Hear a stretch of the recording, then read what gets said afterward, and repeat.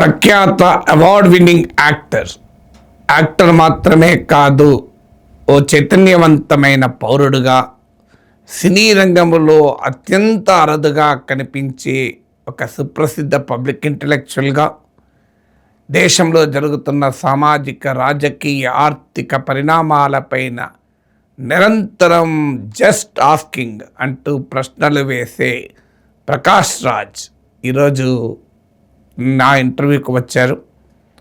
So Prakash Raj కేవలం నటుడే కాదు, నేను ఇంతకుముందు చెప్పినట్లు సమాజంలో అత్యంత శక్తివంతమైన ప్రశ్నకు ఒక సంకేతము, ఒక నిదర్శనము.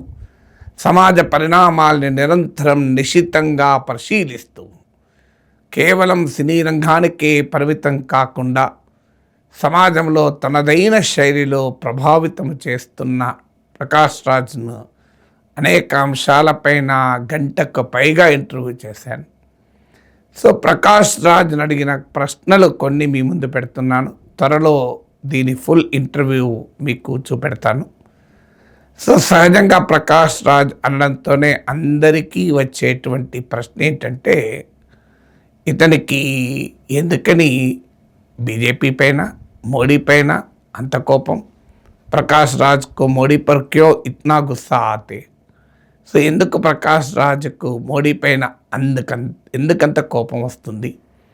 ప్రకాష్ రాజ్ కేవలం బీజేపీనే ప్రశ్నిస్తారా, లేదా అధికారంలో ఉన్న ఎవరినైనా ప్రశ్నిస్తారా?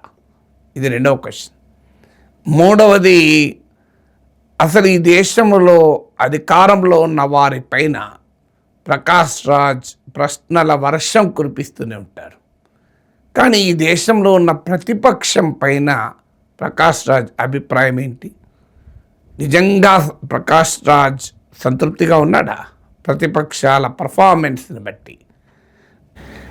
నాలుగవది, ప్రకాష్ రాజ్ హిందూ వ్యతిరేక. ఇది ఆయన పైన ట్రోల్ చేసే అతిపెద్ద ఆరోపణ. నిజంగానే హిందూ వ్యతిరేక భావజాలంతో ప్రకాష్ రాజ్ ఉన్నారా? క్రిస్టియన్ మదర్, హిందూ వైఫ్, అసలు ప్రకాష్ రాజ్ ఎవరు? Who is Prakash Raj? ఐదవది, ప్రకాష్ రాజ్ ఎక్కడుంటారు?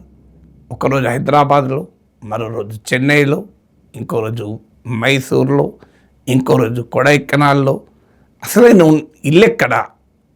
ఆయన కేవలం ఒక ప్రాంతానికి, ఒక భాషకు, ఒక రాష్ట్రానికి పరిమితము కాని ఒక నిరంతర ప్రయాణికుడా?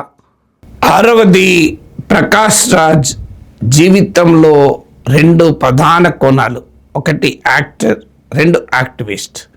సో ప్రకాష్ రాజ్ యాక్టర్గా ప్రారంభమై యాక్టివిస్ట్గా మారడంలో రహస్యం ఏంటి? ఏదైనా డిఫైనింగ్ మూమెంట్ ఆయనను మార్చిందా? ఆయనపై యాక్టివిస్ట్గా మారడానికి ప్రభావం చూపిన అంశాలేంటి? ప్రభావము చూపిన వ్యక్తులు ఎవరు?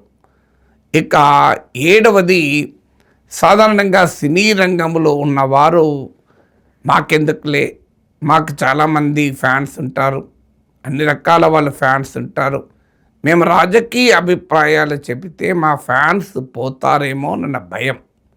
నిజంగా ప్రకాష్ రాజ్ ఆ భయం లేకుండా ఎందుకు మాట్లాడుతున్నాడు? దానివల్ల ఆయనకు ఫ్యాన్స్ పోలేదా? ఎనిమిదవది, సమాజంలో ప్రశ్నించేవారు అనేక సవాళ్ళను ఎదుర్కోవాల్సి ఉంటుంది, కొన్నిసార్లు కేసులను ఎదుర్కోవాల్సి ఉంటుంది, అవకాశాలను వదులుకొని సాహసం చేయాల్సి ఉంటుంది, ఆర్థిక నష్టాలను ఎదుర్కోవాల్సి ఉంటుంది.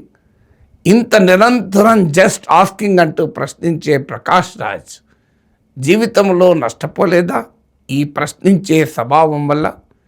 తొమ్మిదవది, ఇటీవల వస్తున్న రాజకీయ అంశాలపైన ప్రకాష్ రాజ్ అభిప్రాయం ఏంటి? ముఖ్యంగా పవన్ కళ్యాణ్ చెప్పిన సిద్ధాంతం ప్రాంతీయవాదం జాతీయ సమైక్యతకు, దేశ సమైక్యతకు ముప్పు. పవన్ కళ్యాణ్ పైన నిరంతరం ప్రశ్నలు వేసే ప్రకాష్ రాజ్ పవన్ కళ్యాణ్ చెప్పిన ఈ సిద్ధాంతం ప్రాంతీయవాదం, దేశ సమైక్యతకు ఉండే ప్రమాదం పైన ప్రకాష్ రాజ్ అభిప్రాయం ఏంటి? 10వది, సినిమా రంగంలో కల్చర్ ఆఫ్ సైలెన్స్ సినీ రంగం మించిన ఇన్ఫ్లుయెన్సర్స్ లేరు. ఈరోజు మనం ఇన్ఫ్లుయెన్సర్ సమాజాన్ని చూస్తున్నాం. ఇన్ఫ్లుయెన్సర్ పాలిటిక్స్, ఇన్ఫ్లుయెన్సర్ ఎకానమీ, సమాజంలో ఇన్ఫ్లుయెన్సర్ల పాత్ర పెరుగుతున్న సమయంలో అందరికన్నా ఎక్కువ సమాజాన్ని ఇన్ఫ్లుయెన్స్ చేసేటువంటి సినీ రంగ ప్రముఖులు ఎందుకు మౌనంగా ఉంటున్నారు? చాలామంది మనసులో అభిప్రాయాలున్న బయటికి చెప్పడం లేదు. ప్రకాష్ రాజ్ లాగా అభిప్రాయాలని స్పష్టంగా ప్రకటించుకోవడం లేదు. ఏమిటి కల్చర్ సైలెన్స్ వెనకాలన్న రహస్యం ఏంటి? 11 హిందుత్వ సిద్ధాంత ప్రభావం పైన ప్రకాష్ రాజ్ నిరంతరం ప్రశ్నిస్తూ ఉంటారు. సినిమా రంగం పైన హిందుత్వ ప్రభావం ఏంటి? సఫ్రనైజేషన్ ఆఫ్ ఫిలిం ఇండస్ట్రీ ఏ రకంగా జరుగుతోంది? 12వది, అసలు ప్రకాష్ రాజ్కి ఓటు హక్కు ఉందా? ఎందుకంటే ఈ మధ్య ఇదొక ఇంపార్టెంట్ అంశమైంది. ఓటు హక్కు మొదలు పోతుంది, ఆ తర్వాత పాస్పోర్టే పోతుంది, రైట్ టు ఓట్ పోతారు, తర్వాత రైట్ టు ట్రావెల్ పోతుంది. సో పౌరసత్వమే ప్రశ్నార్థకమవుతుంది. స్పెషల్ ఇంటెన్సివ్ రివిజన్లో ప్రకాష్ రాజ్ అనుభవం ఏంటి?